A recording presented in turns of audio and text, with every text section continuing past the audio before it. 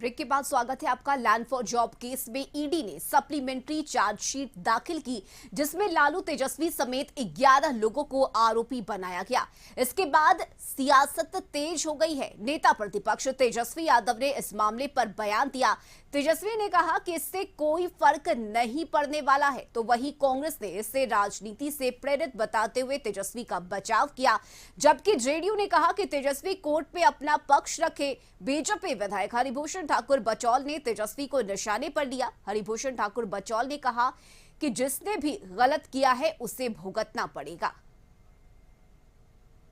वो तो करना ही था, उसमें कहा कोई अलग बात। और आप लोग सब लोग जान ही रहे हैं, इससे कोई फर्क पड़ने वाला है नहीं। कुछ मिला तो है नहीं, कुछ है नहीं, इसमें दम ही नहीं है, तो इस पे ज्यादा कोई टिप्पा टिप्पणी नहीं करना है। अदालत है, अदालत पे हम लोगों को विश्वास है और शुरू से ही जो है आप लोग जान रहे हैं कि हम लोगों का पक्ष बड़ा मजबूत है, टिकने वाला नहीं। और हालांकि ये करना ही था, ये तो फॉर्मेलिटी होता है।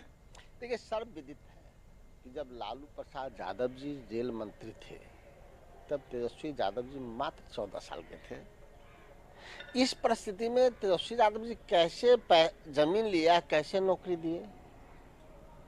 तो सरकारी दबाव में मैनिपुलेट करके यह केस ऐसा बनाया गया ताकि बिहार के भविष्य के साथ खिलवाड़ हो और बिहार में घिसा पीटा मुख्यमंत्री नीतीश कुमार चलते रहे। लेकिन न्यायालय पे सबका भरोसा है। राव रेवेन्यू कोर्ट से भी ऊपर कोर्ट है और उस कोर्ट से न्याय मिलेगा।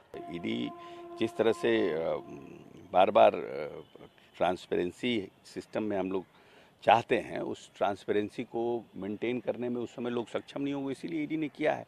और ये तो लीगल मैटर है, ईडी को देखना होगा कि कैसे ये अपनी बातों को प्रूफ करे और इनको लीगल जो लोग हैं उनको डिफेंड करना होगा। तो सप्लीमेंट्री चार्जशीट तो टोटल लीगल मैटर है, कुछ का पॉलिटिकल एस्पेक्ट्स तो है नहीं। और अगर इनको परेशानी है या इनको दिक्कत है तो ये अपना कोर्ट जाएंगे। देखिए, अभी जो सरकार है केंद्र में, जिसका नेतृत्व माननीय यशस्वी प्रधानमंत्री नरेंद्र मोदी जी कर रहे हैं, उनकी स्पष्ट मान्यता है कि जिसने भी लूटा है उसको लौटाना पड़ेगा और जिसने भी गलत किया है उसको भुगतना पड़ेगा। तो जमीन लेकर के आपने जो रोजगार दिया है, तो ये तो प्रूफ है और उसी प्रूफ में फंसे हैं। अब देखिए कोर्ट कानून से क्या होता है, लेकिन अभी तो फंस गए। और न्यूज रूम से सहयोगी गौतम इस वक्त हमारे साथ जुड़ गए हैं। Gautam, land for job case में ईडी ने पहली सप्लीमेंट्री चार्जशीट दाखिल की है और इस सप्लीमेंट्री चार्जशीट की अगर हम बात करें तो ये 1000 पेज की है। इस मामले पर दिल्ली के राउज एवेन्यू कोर्ट में 13 अगस्त को सुनवाई होनी है, लेकिन इससे पहले बिहार की सियासत तेज हो गई है। पक्ष और विपक्ष के बीच आरोप प्रत्यारोप का दौर जारी है। हालांकि तेजस्वी ने यह साफ कर दिया है कि इससे कोई फर्क नहीं पड़ेगा। देखिए, ये पूरक चार्जशीट है और इन तमाम चीज़ों को लेकर देखिए प्रक्रियाएं शुरू पहले से है। तमाम चीज़ों के तहत जो है चार्जशीट तैयार हुआ। 100 पेज का ये जो चार्जशीट है उसमें तमाम बारीकों से जो है इन चीज़ों को लिखा गया कि कैसे लैंड फॉर जॉब को लेकर जो है गतिविधियां हुई, कौन कौन से लोग हैं, किन किन लोगों को नौकरी दी गई जो सामने जिनके नाम आए हैं, और किस तरह की गतिविधियों में जो है इस पूरे मामले में भ्रष्टाचार किया गया। तमाम चीज़ों को लेकर जो है एक पूरा जो दस्तावेज जो ईडी की तरफ से तैयार हुआ है वो कोर्ट के सामने प्रस्तुत किया गया। और देखिए, अब तेजस्वी प्रसाद यादव इन चीज़ों को समझ रहे हैं, लगातार इस तरह के चीज़ों से उनको गुजरना पड़ रहा है और उन्होंने कहा कि अब मुझे कोई फ़र्क नहीं पड़ता है, प्रक्रियाएं हैं, होती रहेंगी, वो अपना काम कर रहे हैं। इन तमाम चीज़ों के बीच बिहार की राजनीति इसलिए गर्मा चुकी है क्योंकि देखिए तेजस्वी प्रसाद यादव नेता प्रतिपक्ष हैं, बिहार में जो है कोऑर्डिनेशन जो महागठबंधन का है उसके वो शीर्ष नेता हैं। तमाम चीज़ों की जो कही जा सकती तैयारियाँ हों या विपक्ष की रणनीतियाँ हों, तमाम चीज़ों पर उनको ही कोऑर्डिनेट करता है और तमाम सहयोगी दलों को साथ लेकर चलना है।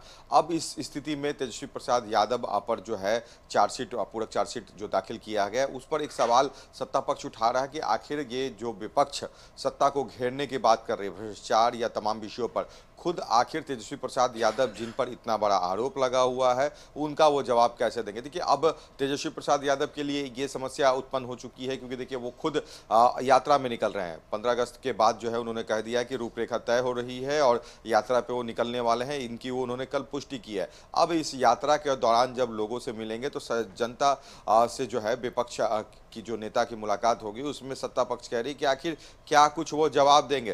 रोजगार देने की बात करेंगे, बिहार सरकार पर जो है अंगुली उठाएंगे और लॉ एंड ऑर्डर पर सवाल उठाएंगे। खुद वो अपने इस मामले को लेकर जनता का जवाब जो है उन्हें देना, जनता से जो सवाल करेगी उनका वो जवाब क्या देंगे। तो तमाम चीज़ों पर लोग पक्ष और विपक्ष के बीच राजनीति तेजस्वी का कहना है कि मुझे कोई फर्क नहीं पड़ रहा है, प्रक्रियाएं हो रही हैं, वो प्रक्रियाओं का हिस्सा है, वो होना ही है। मगर अब जो है सत्ता पक्ष जो सवाल कर रहा है तेजस्वी प्रसाद यादव को इसका जवाब देना कि आखिर क्या कुछ है। देखिए, सत्ता पक्ष ये कह रही है तेजस्वी प्रसाद यादव भले ही अपने आप को निर्दोष बता ले, मगर मौखिक व्यवस्था नहीं है संविधान के तहत कि अगर आप पर किसी तरह का आरोप लगा है तो आप अपने मौखिक तरीके से अपने बातों को जवाब देकर जो है खुद को डिफेंड कर सकते हैं। मगर यहाँ पर विपक्ष ये बात कह रही है कि मुझे फंसाया जा रहा है, जो सांप्रदायिक ताकतों से जो हमने हाथ नहीं मिलाया, हमारे पिता लालू प्रसाद यादव ने हाथ नहीं मिलाया, जिसका नतीजा मुझे और मेरे पिता को भुगतना पड़ रहा है, हमारे सदस्यों को, इन तमाम चीज़ों में फंसाया जा रहा है। तो सत्ता पक्ष का यही कहना है कि अगर आप निर्दोष हैं तो न्यायालय में जाएं और इसके खिलाफ अपना जो है अपनी बात को रखें, अगर आप दोषी हैं तो कार्रवाई होकर रहेगी। तो सब पक्ष और विपक्ष के बीच जो है ये लड़ाई हो रही है। और देखिए, बात ये अब इसलिए महत्वपूर्ण हो गई क्योंकि 25 को लेकर जो कहा जा सकता है कि समय अब 1 साल का बचा हुआ है, उसके बाद जो है बिहार में एनडीए वर्सेज महागठबंधन की जो लड़ाई होगी उसमें तेजस्वी प्रसाद यादव ही जो है